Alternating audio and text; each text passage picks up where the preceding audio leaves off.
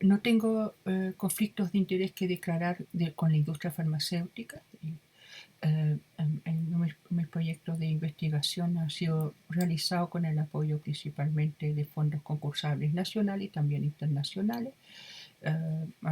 Y participé activamente en la elaboración del Plan Nacional de Demencia, lo que ciertamente hace que le tengas un cierto aprecio a esa política pública. En esta clase voy a abordar 5 aspectos me parecen importantes para poder discutir lo que son los criterios diagnósticos de trastorno neurocognitivo menor y mayor. Primero, lo que es la definición de las demencias o los trastornos neurocognitivos mayores en la nueva clasificación del DSM-5. ¿Por qué la demencia es un tema relevante? Posteriormente hablaremos de las clasificaciones de las demencias. Después, los criterios diagnósticos, para qué sirven. Es importante conocer en qué contexto surgen, cuáles son su utilidad, aporte y también sus límites. Y posteriormente nos referiremos a los criterios diagnósticos de trastorno neurocognitivo menor o deterioro cognitivo leve, mayor o demencia. ¿Cómo definir las demencias o trastorno neurocognitivo mayor? Las demencias son un síndrome clínico caracterizado por un deterioro adquirido de las capacidades cognitivas, asociado a síntomas psicológicos, trastorno de la conducta generalmente, y se habla de demencia cuando estos trastornos cognitivos, junto a los síntomas psicológicos y del trastorno de la conducta, conllevan a una dificultad para realizar las actividades de la vida diaria y específicamente se establece el diagnóstico de demencia cuando las personas han perdido la autovalencia o requieren de la asistencia de otros para desempeñarse en la vida diaria. Por otro lado, la demencia se consideran enfermedades causadas por un trastorno cerebral, sea primario o secundario. Es importante para entender la demencia y su heterogeneidad y también la dificultad asociada a su diagnóstico, dos elementos a los cuales me quiero enfocar ahora. Que cuando hablamos de cognición, la cognición es la capacidad de entender, procesar la información del entorno para posteriormente interactuar de manera adecuada con el entorno. Pero la cognición la podemos fragmentar en diferentes capacidades cognitivas, como la memoria, el lenguaje, la atención, la función ejecutiva. En función del tipo de demencia o en función de dónde se produzca el daño a nivel cerebral, se van a afectar de manera diferencial esas diferentes capacidades cognitivas. Les menciono eso porque no toda la memoria no es la única capacidad cognitiva que se afectan en las demencias. Se pueden afectar otras capacidades cognitivas como el lenguaje, la función ejecutiva, que son las capacidades que nos permiten estar adaptados al contexto. Otro elemento importante cuando hablamos de la demencia es que cuando hablamos de actividades de la vida diaria. Las actividades de la vida diaria son esas actividades que nos permiten hacer lo que nos gusta hacer y también llevar una vida independiente. Las capacidades de la vida diaria, en función de sus complejidades, se diferencian entre avanzadas, instrumentales y básicas. Las básicas son esas actividades que es necesaria para satisfacer necesidades fisiológicas. Pero las instrumentales son esas actividades que nos permiten llevar una vida independiente, manejo del dinero, organización, cumplir con la cita. Es muy importante considerar que cuando lo que pierden las personas primero son las actividades avanzadas y instrumentales, y las actividades básicas que obviamente se comprometen en etapas más tardías de la demencia. Y uno no debería esperar el diagnóstico, el compromiso de la actividad avanzada para formular el diagnóstico de la demencia. Un adulto mayor es capaz de desarrollar sus actividades instrumentales, de poder desempeñarse por sí solo. A causa del edadismo o estereotipo asociado a la vejez, muchas personas consideran normal que un adulto mayor tenga dificultades para gestionar su dinero y ya sea dependiente. Eso ya, cuando existen esas dificultades, ya hay que pensar que la persona está teniendo un problema. Ahora, ahí hay que hacer un distingo. hay muchas cosas que uno puede tener dificultades para hacer. Y sobre todo con una sociedad, por ejemplo, cada vez más dependiente de las tecnologías, podemos empezar a tener dificultades, por ejemplo, cuando pasamos de ir a pagar las cuentas al pago automático de las cuentas, que personas que nunca hayan aprendido a uso de las tecnologías. Por lo tanto, si uno mira solamente el criterio de dificultad, podríamos clasificar como demente a personas que simplemente no tienen facilidades para la tecnología. ¿Qué es lo que nos va a hacer el distingo, la diferencia? Que las personas que no saben de tecnología y no tienen demencia son capaces de conocer sus límites y como no pueden por sí solos pagar las cuentas, van a usar métodos compensatorios, van a pedir ayudas a los otros. Por lo tanto, si bien por sí solos no pueden hacer la actividad, buscan métodos de hacerlo, por ejemplo, por intermedio del otro. Las personas con demencia no solamente no van a pagar las cuentas, sino van a perder esa capacidad de buscar estrategias compensatorias para hacer aquellos que no son capaces de hacer. O sea, acá lo que quiero manifestar es que la persona no solamente la capacidad de hacer la actividad, o es la capacidad de cumplirla, sea solo o buscando estrategias compensatorias. Y en las demencias la persona ya tampoco es capaz de usar estrategias compensatorias. Cuando uno hace el diagnóstico de demencia cuando hay compromiso de la actividad básica, cosa que es muy frecuente porque hay consultas tardías o los profesionales de la salud tenemos una imagen de la vejez como una etapa de pérdida muy importante, generalmente ya estamos haciendo el diagnóstico de la demencia en etapa bastante avanzada. Para definir las demencias me parece importante considerar también estos tres elementos. Por una parte, que las demencias pueden ser causadas por múltiples enfermedades y que no son enfermedades también que se ven exclusivamente en mayores de 65 años. También estas mismas enfermedades causantes de demencia se pueden presentar en menores de 65 años, como podemos ver acá, en que la enfermedad de Alzheimer se presenta también y sería la principal causa de demencia en los menores de 65 años. Ciertamente hay otras causas de demencia y la proporción de estas diferentes causas va a ir cambiando en función del grupo etario. El otro elemento, que la mayoría de las demencias son causadas por enfermedades neurodegenerativas y también las enfermedades vasculares, y estas enfermedades muchas veces van progresando lentamente y uno puede definir etapas predemenciales en cual las personas tienen trastornos cognitivos, pero sin una pérdida de la independencia, o sea, mantienen su funcionalidad. Y ya tenemos una etapa demencial en cual esos trastornos cognitivos conllevan una pérdida de la independencia. El impacto en la actividad de la vía diaria hace que las personas ya no puedan requieran del apoyo de otros para desenvolverse en el diario vivir. Primero, como habíamos visto, la actividad instrumental y ya en etapas más avanzadas de las demencias, la actividad es básica.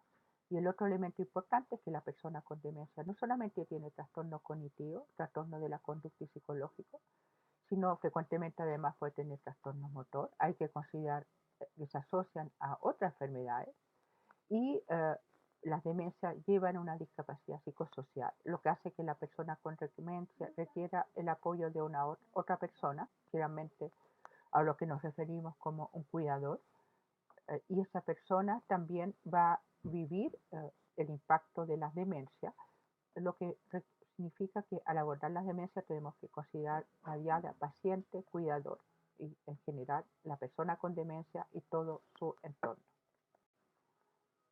Las demencias, por lo tanto, se van a definir por la presencia de un síndrome demencial o un trastorno neurocognitivo mayor, y por otra parte el diagnóstico de la enfermedad de base causante de las demencias. Y es así como ejemplo en la clasificación CIO-11 vamos a tener la demencia por enfermedad de Alzheimer, demencia vascular, demencia frontotemporal, que en el CIO-11 habla de enfermedad de PIC, o demencia de etiología no especificada. O sea, quiero recalcar que hay por una parte el síndrome demencial Y por otra parte, el segundo elemento de la clasificación es la presencia de la enfermedad causante. Es muy importante enfatizar que al hablar de las demencias, referirnos a la demencia, hay que evitar una terminología obsoleta, como las palabras de demencia senil y presenil, que no tienen ninguna validez científica, porque como ya hemos visto, no existen demencia exclusiva de los adultos mayores. Las mismas enfermedades se pueden presentar en personas menores de 65 años, menores de 60 años, y por otra parte también esta terminología demencia senil hay que evitarla porque de una manera u otra conlleva la idea de que las personas al envejecer eh, tienen demencia y que si bien hemos visto las demencias son muy frecuentes en los adultos mayores, no son una causa ineludible del envejecimiento. Ahora, ¿por qué las demencias son una prioridad de salud pública? Y la importancia que los profesionales de la atención primaria estén adecuadamente capacitados, profesionales y el conjunto de los trabajadores de los dispositivos de atención primaria, porque son enfermedades de alta frecuencia y la prevalencia está en aumento porque estamos envejeciendo. Tienen Hay consecuencias importantes de la enfermedad, tanto para la persona como para todo un entorno. Hablamos de la diada paciente-cuidador. Y de manera muy importante, el diagnóstico de tratamiento es insuficiente, es equitativo. La gran mayoría de las personas con demencia no han sido diagnosticadas y probablemente una de las principales barreras al diagnóstico es la ausencia de capacitación de los trabajadores de la salud, y esto se asocia a múltiples razones y una de las principales razones también es los estereotipos asociados al envejecimiento y también la impresión que no se puede hacer nada. Y ahí quiero recalcar que es muy diferente no tener cura que no tener tratamiento. Y ciertamente en el día de hoy no hay cura a las demencias, pero hay muchas cosas que se pueden hacer para disminuir el riesgo y para tener una mejor vida cuando uno vive con demencia. Y eso es lo que les recalco en este último punto. Las demencias son una prioridad de salud pública también porque existen tanto acciones preventivas terapéuticas que ayudan a vivir mejor con las demencias, tanto la persona con demencia y su entorno, el impacto a nivel de la sociedad. A continuación les mostraré con algunos datos para enfatizar los elementos los que mencioné previamente, porque las demencias son una prioridad de salud pública. Como decía, las demencias, si bien no son una consecuencia ineludable del envejecimiento, la, la, la, la edad es uno de los principales factores de riesgo de la demencia y podemos ver cómo el riesgo de tener una demencia aumenta a medida que envejecemos. De manera importante, a mayor edad, mayor riesgo.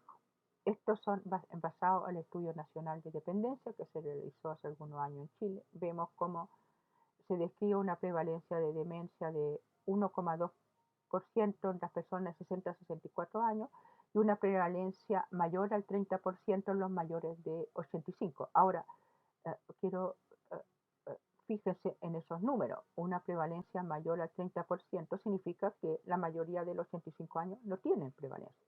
Y otro elemento importante también que es importante considerar, estos también son datos en base a la encuesta nacional de salud, y en estos estudios se muestra que siguen existiendo múltiples factores de riesgo asociados a demencia, factores de riesgo eventualmente tratables, pero que persisten en la población, y eso nos dice que también la importancia que se podrían abordar de mejor manera para disminuir el riesgo de tener demencia, pero si no se abordan, la población va a tener factores de riesgo asociados a las demencias más allá de la sola edad.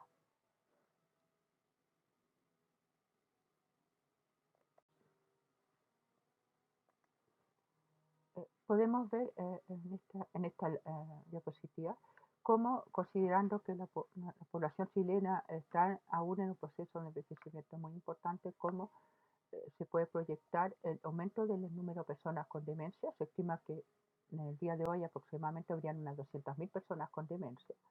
Y en el 2050, si no cambia la incidencia, si no se hay un mejor manejo de los factores de riesgo ah, asociados a las demencias, si no hay un mejor control de los riesgos cardiovasculares, entre otros, se podrían existir más de 600.000 personas con demencia, o sea, 3% de la población en el 2050. Es bien importante ahí recalcar que estudios en Norteamérica y en Europa muestran que un adecuado control de los factores de riesgo cardiovascular y otros factores se está asociando a una disminución de la incidencia con demencia, una disminución del número de personas proyectadas, o sea, realmente se puede prevenir, disminuir el riesgo, lo que significa que una prevención, obviamente, prevenir totalmente, pero disminuye el riesgo.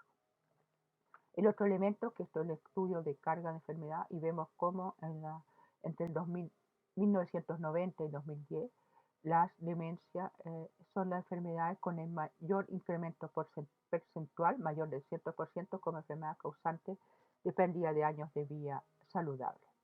Y finalmente, también es un estudio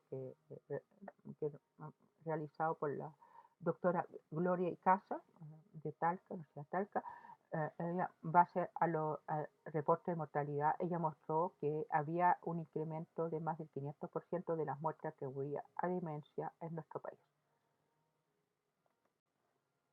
La importancia de las demencias también lo podemos ver con estos datos también de la Encuesta Nacional de Salud, en que vemos que la pérdida de utilidad del estado de salud atribuible a la demencia, o sea, lo que se asocia a una mala vía, una vía que la gente de cierta manera piensa de mala calidad.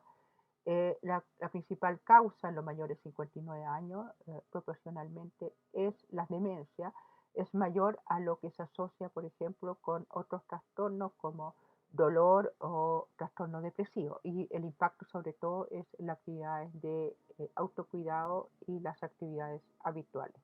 Esto también nos ilustra la importancia en la demencia como problemática de salud. Acá también vemos el impacto de las demencias en los cuidadores, el impacto en el cuidado, sobre todo cuando consideramos que hay una escasez de apoyo para el cuidador en términos de psicoeducación y de apoyo social, como Respiro. Y podemos ver acá que los cuidadores refieren, en un estudio realizado en la región metropolitana en Chile, que 62% refieren altos grados de sobrecarga y un 46% refieren trastornos de salud mental. Por último, en este gráfico, para ilustrar el costo asociado a las demencias, el costo asociado a la demencia lo podemos dividir en diferentes componentes. El costo indirecto, es el costo si nosotros valorizamos la hora de cuidado aportado por cuidadores informales, mayoritariamente familiares, y el costo directo, que lo vemos acá en azul y verde, que es el costo por acceso a tratamientos médicos o pago de cuidadores o, por ejemplo, institucionalización.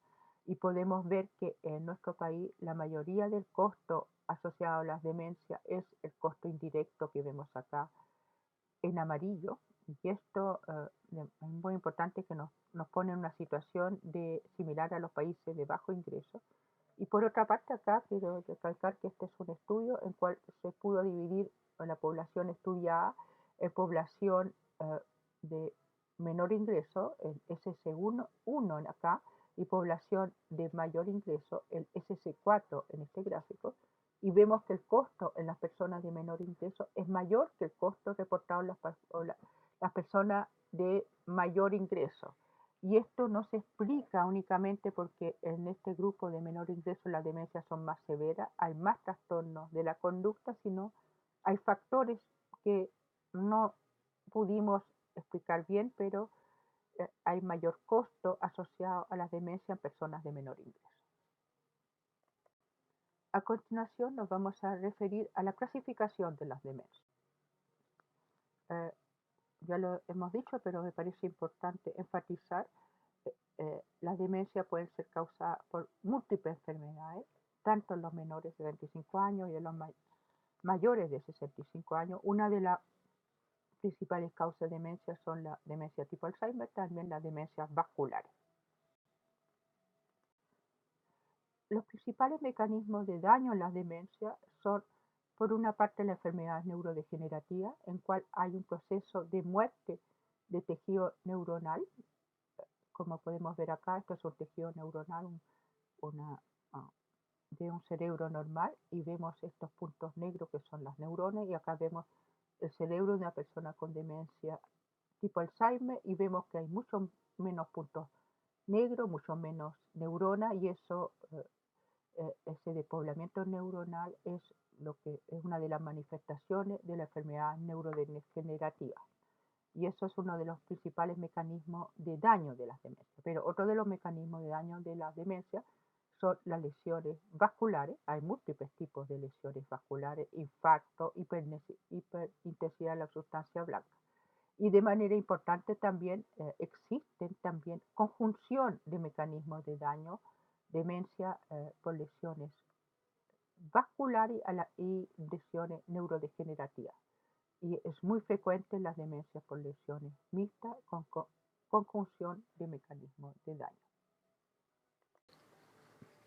Finalmente, los otros elementos que hay que considerar cuando uno va a hacer una clasificación de las demencias es a nivel de las manifestaciones clínicas, y las manifestaciones clínicas, sobre todo las fases iniciales de los trastornos demenciales, van a reflejar qué sistema cerebral, qué red neuronal está dañado, se altera al principio, y en función de si, por ejemplo, se compromete sobre todo las regiones que tienen que ver con la memoria, van a predominar los síntomas de la memoria, o si en un inicio se comprometen las regiones anteriores frontales, pueden predominar los trastornos de la conducta.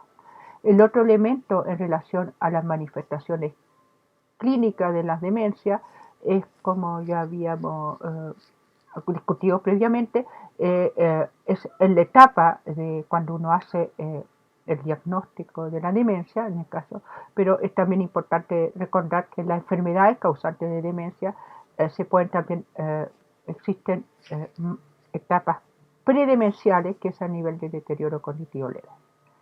Y también es importante ahí, creo muy importante, cuando uno habla de esas enfermedades, es saber que uno puede hacer el diagnóstico de demencia de estas enfermedades cuando ya es a nivel de sus manifestaciones clínicas.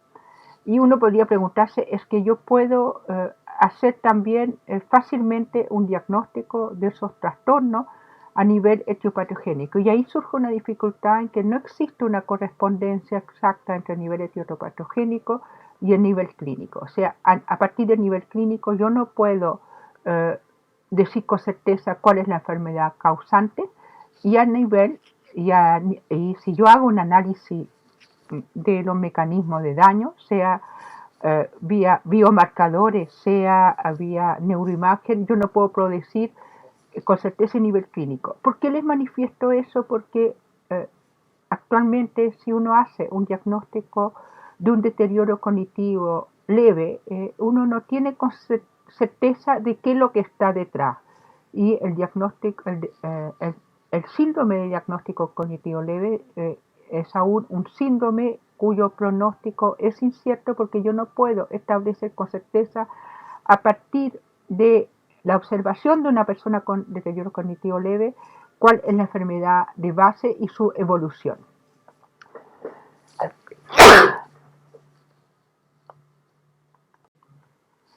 Recapitulando lo que hemos visto hasta ahora, cómo clasificar las enfermedades causantes de las demencias y las demencias. El principal criterio de clasificación es el clínico, y ahí hay que considerar dos dimensiones muy importantes: la temporalidad, que tiene que ver con el modo de instalación, y eso nos puede orientar a qué trastorno es el causante de la demencia, pero también en la temporalidad es muy importante considerar el momento del diagnóstico, y ciertamente hace muy diferente cuando uno hace el diagnóstico en etapa relativamente temprana de la enfermedad, donde los síntomas van a ser más leve también, pero más dominio específico. O sea, por ejemplo, la persona va a tener trastorno de memoria, en el caso de una enfermedad de Alzheimer, de forma atípica, en forma inicial, pero ya en etapas más tardías se van a comprometer múltiples dimensiones o áreas como incluso la persona va a tener trastornos motores, trastornos de deglución en etapas más tardías. Y el otro elemento es las manifestaciones clínicas, que es el síntoma y signo clínico, que eso, bueno, es un reflejo de la enfermedad de base, pero también depende un poco, como lo acabamos de ver, del momento del diagnóstico. En relación a la enfermedad de base, cómo yo me oriento, lo primero obviamente es la clínica. La clínica es muy importante para orientarme, pero también están los exámenes complementarios que muchas veces me ayudan a descartar otras enfermedades causantes que pueden estar explicando trastorno demencial. Las neuroimagen, donde uno puede ver, por ejemplo, lesiones vasculares que van a orientar a una demencia de tipo vascular, o patrones de atrofia específicos que van a orientar a determinado tipo de enfermedades neurodegenerativas. Los biomarcadores, pero los biomarcadores en la actualidad su utilidad clínica está aún en estudio y no es un examen que se hace de rutina. A continuación abordaremos brevemente qué es lo que son los criterios diagnósticos y para qué sirven, para qué se utilizan. Ahora, ¿cómo clasificar esta enfermedad? Y ahí surge lo que uno de los principales objetivos de esta clase es entender lo que son los criterios diagnósticos y entender qué criterios diagnósticos se utilizan para hablar de trastorno cognitivo menor y mayor. Creo que antes de explicar con más detalle los criterios diagnósticos, trastorno neurocognitivo mayor y menor, me parece que hay que reflexionar sobre qué es lo que son y cuál es su utilidad y sus límites. Primero, existen dos grandes maneras de clasificar los trastornos en medicina. Uno, el sistema categorial, un diagnóstico categórico que uno dice si tiene o no el síntoma. Por ejemplo, yo tengo presión arterial o no tengo presión arterial. Pero el otro elemento es el dimensionar, es la intensidad del síntoma. Y volviendo al caso de la presión arterial, uno puede decir es un poco alta, está bien alta. Este criterio dimensional es bastante importante cuando uno habla de los trastornos de salud mental o los trastornos que afectan asociados a disfunciones cerebrales, porque el elemento dimensional es fundamental para poder establecer el diagnóstico. Los criterios diagnósticos surgen en medicina para facilitar los diagnósticos y también de manera importante para clasificar la clasificación de las personas que atendían un sistema de salud, de manera de identificar mejor qué tipo de personas se ven, los recursos necesarios a la atención de esas personas y también para facilitar la comunicación sobre los trastornos observados. Es también importante cuando uno está hablando de clasificación, una clasificación siempre significa que uno se va a fijar en cierto elemento y que quizá uno va a emitir ciertos elementos. O sea, una clasificación es un reflejo parcial quizá de lo que realmente tiene un paciente, pero los criterios diagnósticos son fundamentales para poder orientarnos a tratar de establecer facilitar los diagnósticos y tratar de orientarnos hacia mejores terapias. Los criterios diagnósticos se definen como un conjunto de signos y síntomas y pruebas desarrolladas para su uso en la atención clínica de rutina para guiar la atención de pacientes individuales. Los criterios diagnósticos deben cumplir una serie de requisitos, deben ser amplios, reflejar la heterogeneidad de un trastorno de enfermedad, o sea, tratar de destacar todas las posibles características de este trastorno y a la vez las diferentes etapas de este trastorno.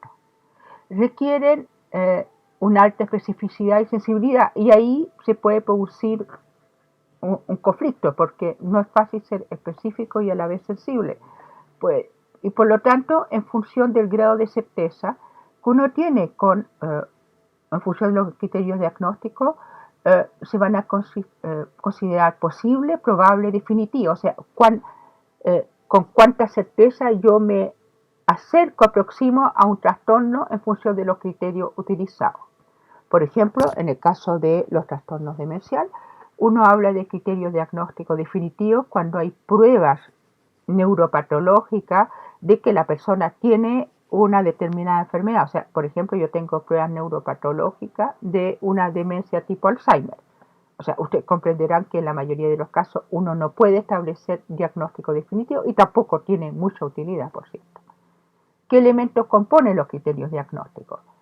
Síntomas y signos, exámenes complementarios, neuroimagen, otros exámenes que permiten orientarse hacia el diagnóstico o excluir el diagnóstico. Tanto en los criterios diagnósticos hay elementos de inclusión y también elementos, síntomas y signos que nos deben hacer descartar el trastorno. Se hacen alguna diferencia entre criterios diagnósticos y de clasificación, pero es una diferencia que también puede ser discutida. Ahora vamos a ver propiamente tal lo que son los criterios diagnósticos de un trastorno neurocognitivo menor o deterioro cognitivo leve y de un trastorno cognitivo mayor o demencia. Como ya hemos discutido parte, los criterios diagnósticos de los trastornos cognitivos menor y mayor tienen dos niveles. Un nivel 1 es el síndrome, en el cual uno establece el diagnóstico de deterioro cognitivo menor o leve, el diagnóstico de demencia o trastorno neurocognitivo mayor, y eso se basa en función de la presencia de determinados síntomas cognitivos, síntomas neuropsiquiátricos, trastornos motor, otros síntomas. Y la diferencia que va a existir entre el deterioro cognitivo menor o leve, y acá les quiero recordar lo que hablábamos de el elemento dimensional de los criterios diagnósticos. La diferencia se establece en el grado de compromiso, trastorno de la funcionalidad o que tiene una persona, y cuando ese compromiso de la funcionalidad conlleva una incapacidad de tener una vida independiente, se habla de diagnóstico de deterioro cognitivo mayor o de demencia. O sea, acá tenemos un elemento que es la funcionalidad, y en función de la intensidad nos va a hacer pasar entre el cuadro de deterioro cognitivo menor o deterioro cognitivo mayor. El otro elemento importante para considerar es que esto es causado por una disfunción cerebral. Lo que nos va a orientar también va a ser la temporalidad, cómo aparecen en el tiempo estos síntomas. Les menciono eso porque, por ejemplo, hay un cuadro, el trastorno, el delirio, síndrome confusional, en el cual son síntomas que aparecen muy rápidamente asociados a una enfermedad médica, y ahí la temporalidad nos descarta el diagnóstico de deterioro cognitivo menor o leve o de demencia, y nos debe hacer pensar en un trastorno delirante. Entonces es muy importante la circunstancia de aparición de estos síntomas. Y el otro elemento es la exclusión de otros trastornos y patologías. Cuando hablamos de la temporalidad, que es un cuadro que aparece en poco tiempo, de una anorexia subaguda, y además asociado a una enfermedad médica, entonces ahí uno descarta el trastorno de deterioro cognitivo menor o leve o la demencia, porque uno debe pensar primero en un síndrome confusional. Y el nivel 2 es la enfermedad causante. ¿Qué tipo de demencia, qué tipo de enfermedad está causando la demencia? Por lo tanto, trastorno neurocognitivo mayor y menor comparten un conjunto de elementos comunes, y hay elementos de diferenciación. ¿Cuáles es los elementos comunes? Es la evidencia de un declive cognitivo significativo comparado con el nivel previo de rendimiento en uno más dominios cognitivos. Es bien importante que puede ser solo en un dominio cognitivo: atención, función ejecutiva, memoria. También ahí les recalco que la memoria no siempre se afecta. Puede afectarse en personas el lenguaje, la atención. Un trastorno de memoria no es requisito para hacer el diagnóstico de trastorno cognitivo menor o mayor. Y esto se evidencia de que es cognitiva, sea por una preocupación del propio individuo o una persona que lo conoce, y además hay una evidencia objetiva en test de screening o una evaluación neuropsicológica estandarizada de ese deterioro cognitivo. O sea, no basta solamente de la sola queja, uno trata de evidenciar la presencia de ese deterioro cognitivo. Este déficit cognitivo no ocurre exclusivamente en el contexto de un delirio y no son atribuibles a otro trastorno de salud mental como un trastorno depresivo mayor o esquizofrenia. Y los elementos diferenciadores es lo que hemos mencionado previamente, es el grado de compromiso de la funcionalidad. En el caso de las demencias, los déficits cognitivos son de suficiente intensidad para interferir con la funcionalidad.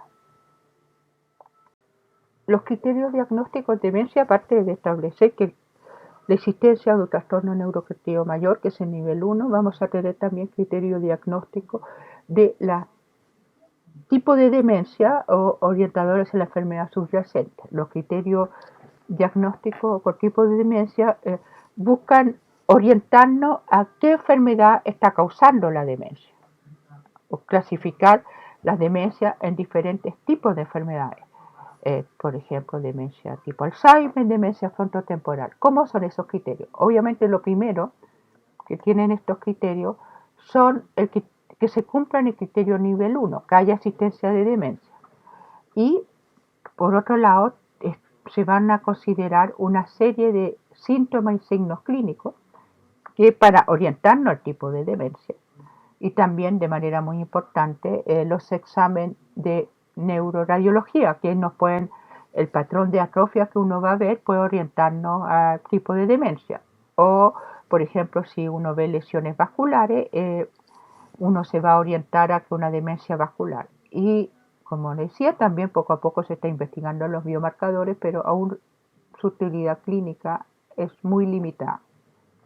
O sea, cuando uno habla de criterios diagnósticos, trastorno neurocognitivo mayor, uno vamos a tener el diagnóstico nivel 1, que hay una demencia, y el nivel 2, criterios diagnósticos para orientarnos al tipo de demencia. De manera muy importante, también es importante recalcar que no siempre no podemos establecer con certeza la enfermedad subyacente y vamos a tener, por ejemplo, ya está en el CIE-11, demencia de causa indeterminada inespecífica. No siempre podemos establecer con certeza la enfermedad y muchas veces uno se puede preguntar, sobre todo en pacientes que llegan tardíamente en etapas bastante severas, si la utilidad clínica de tratar de hacer exploraciones para orientarse al tipo de demencia que puede presentar la persona. Quisiera recalcar o enfatizar lo que vimos previamente. Los criterios diagnósticos, yo llamo nivel 2, que orienta al tipo de demencia, es tratar de orientar a la enfermedad causal en función de los síntomas y signos clínicos que van a ver cuando revisen los diferentes tipos de demencia, y estos criterios de nivel 2 se van a clasificar en posible, probable o definitivo en función de la certeza con la cual me permiten establecer la enfermedad que está detrás del trastorno demencial del paciente que estoy atendiendo. Siempre van a requerir la existencia primero de nivel 1 y posteriormente síntomas de nivel 2, que no orienta el síntoma. Por ejemplo, cuando personas tienen sobre todo trastorno de la memoria episódica, van a orientar más una demencia tipo Alzheimer. Cuando la persona trastorno la conducta, una demencia frontotemporal. Como les mencionaba, los criterios diagnósticos del tipo de demencia se clasifican en posible, probable y de confirmación. Acá tenemos el caso de la demencia frontotemporal, posible que hay síntomas clínicos sugerentes de una demencia frontotemporal, pero no hay elementos, faltan elementos como no hay evidencia de en neuroimagen de compromiso de la corteza prefrontal predominante, sea uno no observa atrofia o no hay evidencia de hipometabolismo. Y en los probables también es importante que hay elementos que permitan excluir otros trastornos. Y el de confirmación, que sería algo estándar, hay una evidencia neuropatológica o también hay una evidencia genética en caso de enfermedad de origen familiar. Para terminar, les quería recomendar el manual de buenas prácticas para el diagnóstico de demencia. Este es un esfuerzo de un conjunto de colegas en Latinoamérica para disponer de manera gratis un manual que se puede obtener por descarga sobre los trastornos neurocognitivos menor y mayor, también en cual se presentan los conceptos fundamentales y también pueden tener acceso a una serie de test de screening utilizados a nivel de la atención primaria. Espero que esta clase haya satisfacido la necesidad de aprendizaje y en las siguientes clases de este curso van a poder ir abordando ya los temas específicos en términos de orientación diagnóstica, de tipo de demencia y obviamente todo lo que es muy importante, el tratamiento. Muchas gracias por su atención.